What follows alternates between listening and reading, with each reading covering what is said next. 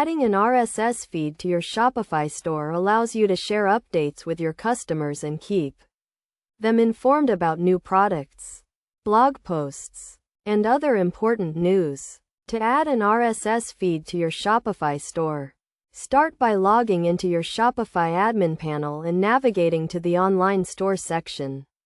In the Online Store section, click on the Blog Posts option. If you do not have a blog set up, you will need to create one before you can add an RSS feed.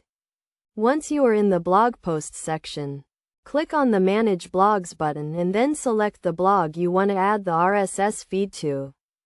Next, click on the RSS feed link at the bottom of the page. This will take you to a page that displays your RSS feed URL.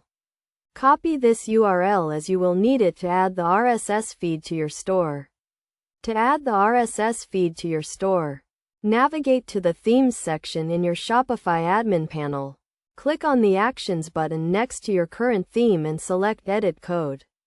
In the code editor, navigate to the Layout, Liquid file and paste the RSS feed URL into the file.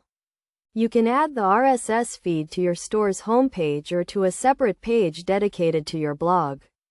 To add it to your homepage, paste the RSS feed URL into the index, liquid file. To add it to a separate page, create a new page and paste the RSS feed URL into the page, liquid file. After adding the RSS feed to your store, you can customize how it looks by using CSS and HTML. You can change the font, color, and layout of the RSS feed to match your store's design. Best practices for adding an RSS feed to your Shopify store include keeping your RSS feed up to date, using a clear and descriptive title for your RSS feed, and making sure your RSS feed is easy to find on your store. By following these steps and best practices, you can add an RSS feed to your Shopify store and keep your customers informed about what is new and happening in your store.